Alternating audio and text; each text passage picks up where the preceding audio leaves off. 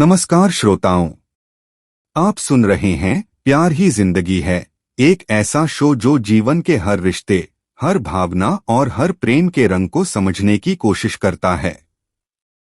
आज का एपिसोड पारिवारिक प्रेम की चुनौतियां और समाधान समर्पित है उस रिश्ते को जो हमें पहचान देता है, सहारा देता है, परिवार को।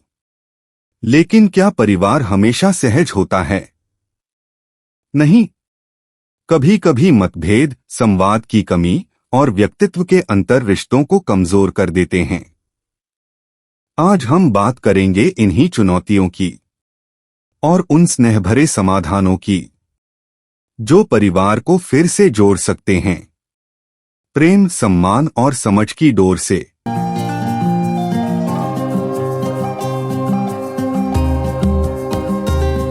नमस्कार।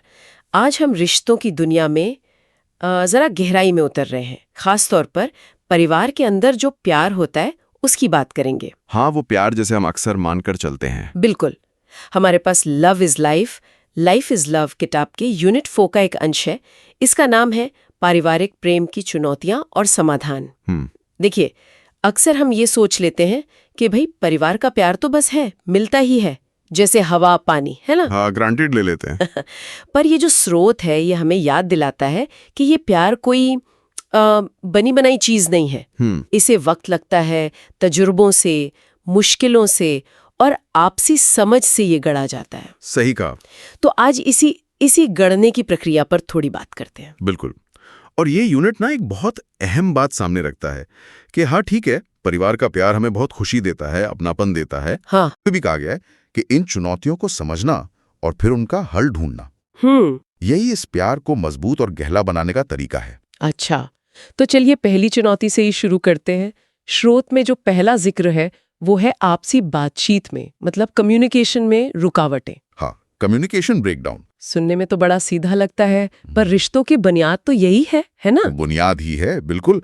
और ये स्रोत साफ करता है कि ये रुकावट सिर्फ बात बंद हो जाना नहीं है। अच्छा। हाँ, ये तब होता है जब परिवार के लोग एक दूसरे की बात, उनके नजरिए, उनकी वो जो भावनाएं हैं, उनको समझना एक तरह से बंद कर देते हैं। और नतीजा फिर गलतफहमियां बढ़ती हैं। झगड़े अगर हों तो वो सुलझते नहीं और सब मिलकर किसी एक कॉमन गोल की तरफ बढ़ नहीं पाते।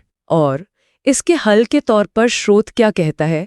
क्या सिर्फ ज्यादा बात करना काफी है? नहीं, सिर्फ ज्यादा बात करना नहीं, बल्कि सही तरीके से बात करना। स्रोत जोर देता है खुले और ईमानदार संवाद पर। खुला और ईमानदार। हाँ, मतलब अपनी बात सलीके से रखना और उससे भी ज्यादा जरूरी दूसरे की बात ध्यान से सुनना। वो जिसे एक्टिव लिसनिंग कहते हैं ना। एक्टिव लिसनिंग, हाँ सुना है। मतलब सिर्फ सुनना नहीं, बल्कि ये समझना कि सामने वाला क्या महसूस कर रहा है, वो ऐसा क्यों कह रहा है, और सबसे अहम बात, बिना पूरी बात समझे अपनी धारणाएं बनाने से बचना, फटाफट जजमेंट पास न करना। ये जो आपने कहा ना, धारणाएं बनाने से बचना, ये सुनने में तो आसान लगता है। हाँ। पर असल जिंदगी में मुश्किल हो सकता है, खासकर जब परिवार में लोगों की सोच, उनके मूल्य, मतलब वैल्यूज, वो ही अलग अलग हों।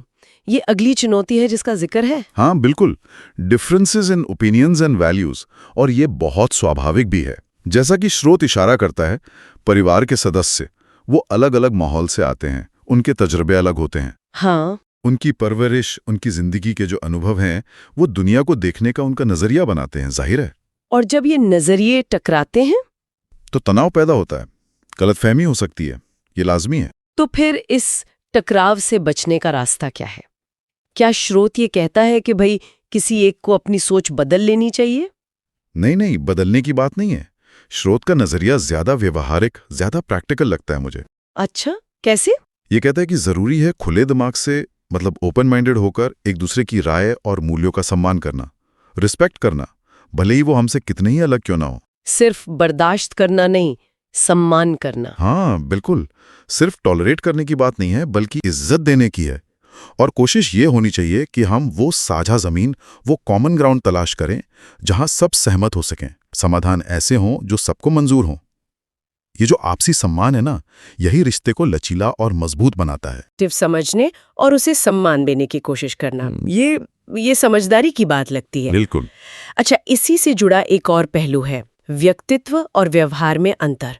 Differences in personality and behaviour. परिवार में हर कोई एक जैसा तो नहीं होता। कहाँ होता है, बिल्कुल नहीं होता। और स्रोत इस बात को भी एक चुनौती मानता है। हाँ। कोई शांत स्वभाव का है तो कोई बहुत बातूनी, है ना? कोई बहुत जल्दी घुल मिल जाता है, किसी को वक्त लगता है। कोई चीजों को बहुत गंभीरता से लेता है, कोई एकदम हल्के फुल्के अंदाज में जीता है। ये सारे अंतर भी कभी कभी तनाव का कारण बन सकते हैं। तो इसके लिए स्रोत क्या कहता है? क्या हमें दूसरों को अपने जैसा बदलने की कोशिश करनी चाहिए? नहीं, बिल्कुल नहीं। स्रोत इसके बिल्कुल उलट सलाह देता है। वो कहता है धैर्य रखें, पेशेंस। धैर्य। हाँ, और ये समझें कि हर इंसान अपने आप में यूनिक है, अनोखा है। और सबसे जरूरी, एक दूसरे के व्यक्तित्व की जो अच्छी बातें हैं, जो स्ट्रेंथ्स हैं, उनको पहचानें और उनकी सराहना करें, अप्रिशिएट करें। सराहना, हाँ, ये जरूरी है। हाँ, यहाँ सिर्फ समझना नहीं, सराहना शब्द का इस्तेमाल अहम है। कोशिश ये होनी चाहिए कि हम इन अंतरों को कोई बोझ न समझें, बल्कि परिवार की विविधता उसकी रंगत के तौर पर देखें। ये दिलचस्प है। मतलब अंतरों को प्रॉब्लम नहीं, बल्कि एक तरह से खूबी की तरह देखना। हाँ, कह सकते हैं। लेकिन जब इतने सारे अंतर होंगे सोच में, व्यवहार में, तो फिर झगड़े और विवाद, मतलब कॉन्फ्लिक्ट्स और डिस्प्यूट्स, वो होना भी तो मुमकिन है। स्रोत इस पर भी बात करता है। हाँ, बिल्कुल।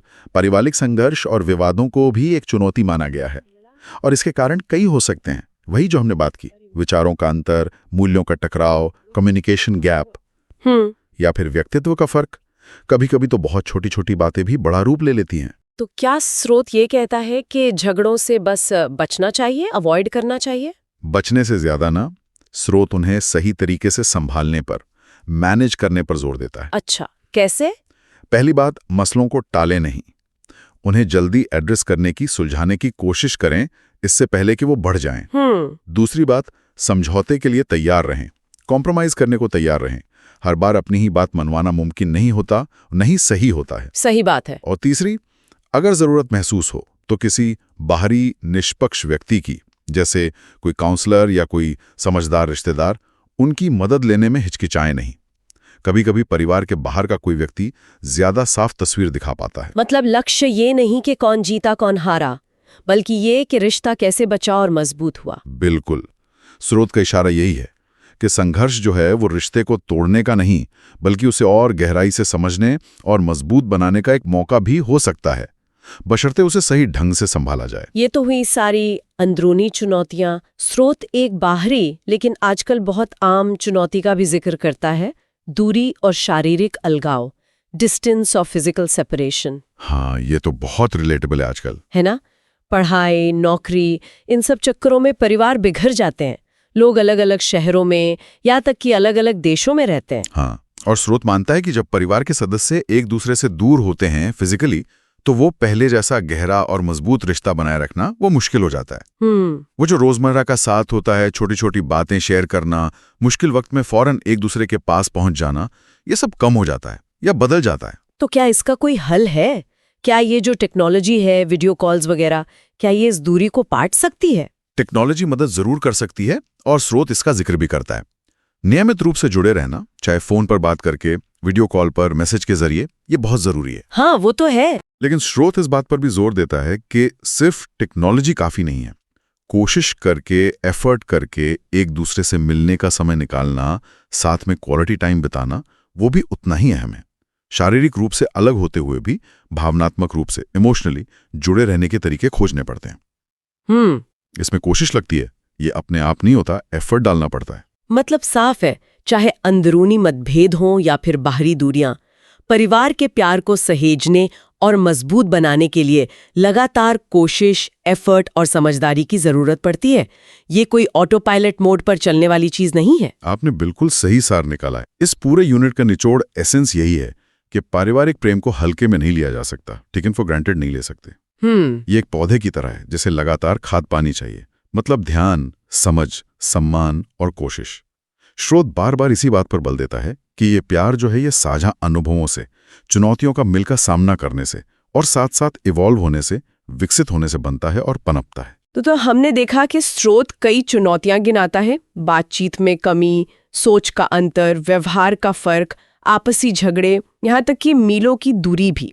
लेकिन अच्छी बात यह है कि हर चुनौती के साथ स्रोत एक रास्ता भी दिखाता है, एक उम्मीद भी जगाता है। हाँ, ये कोई पेसिमिस्टिक निराशावादी नजरिया नहीं देता। ये नहीं कहता कि अच्छा ये चुनौतियां हैं तो बस प्यार खत्म, नहीं।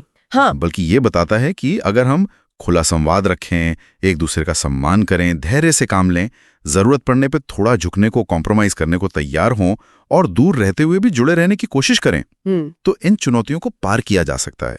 ये सब वो टूल्स हैं, वो औजार हैं जिनसे हम अपने पारिवारिक रिश्तों को न सिर्फ बचा सकते हैं बल्कि उन्हें और गहरा और मजबूत बना सकते हैं। तो कुल मिलाकर इस स्रोत का संदेश यही लगता है कि पारिवारिक रिश्ते बहुत अनमोल हैं और उन्हें सहेजने के लिए मेहनत लगती है, पर ये मेहनत बेकार नहीं जाती। बिल्कुल नहीं। इससे हमें वो अपनेपन, वो सहारे और प्यार का एहसास मिलता है जो जिंदगी भर हमारा साथ देता है। बिल्कुल। इन रिश्तों को महत्व देना, उन्हें वक्त देना, उन पे काम करना, यही कुंजी है एक मजबूत और स्थायी पारिवारिक बंधन की, जैसा कि इस यूनिट में समझाया गया है। यह हमें याद दिलाता है कि प्यार सिर्फ एक भावना नहीं है, बल्कि एक सक्रिय चुनाव है, एक एफर्ट है, एक क्रिया है। चलिए इस बातचीत के अंत में एक विचार छोड़ते हैं जिस पर शायद आगे सोचा जा सके। स्रोत ने हमें सिखाया कि चुनौतियों से कैसे निपटना है ना? मतभेदों का सम्मान कैसे करना है, उन्हें कैसे हल करना है, रिजॉल्व करना है। हाँ, समाधान खोजने और उन्हें लागू करने पर जोर है, प्रॉब्लम सॉल्विंग पर। क्या हो अगर हम एक कदम और आगे बढ़ें? क्या हो अगर हम इन मतभेदों का, चाहे वो सोच के हों, मूल्यों के हों या व्यक्तित्व के, सिर्फ सम्मान न करें बल्कि उनका जश्न मनाएं, सेलिब्रेट करें। दिलचस्प। उन्हें परिवार की कमजोरी नहीं बल्कि उसकी अनोखी पहचान और ताकत समझें।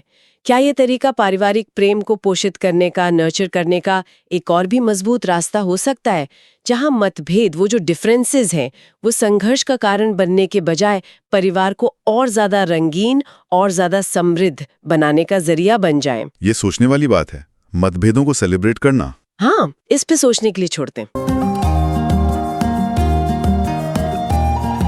हर परिवार की अपनी कहानी होती है, कभी हंसी से भरी, कभी आंसुओं से भीगी। पर जो परिवार संवाद करता है, एक दूसरे की भावनाओं को सुनता है, वही सच्चे प्रेम का अर्थ समझता है। याद रखिए, पारिवारिक प्रेम कोई परफेक्ट तस्वीर नहीं, बल्कि साथ मिलकर रंग भरी एक अपूर्ण पर खूबसूरत पेंटिंग है। अगर आपको यह एपिसोड पसंद आया तो स्पॉटिफाई, जियो सावन या यूट्यूब के चेतना संवाद चैनल पर प्यार ही जिंदगी है को जरूर फॉलो करें। आपका एक फॉलो, एक शेयर हमारे प्रयास को नई ऊर्जा देता है।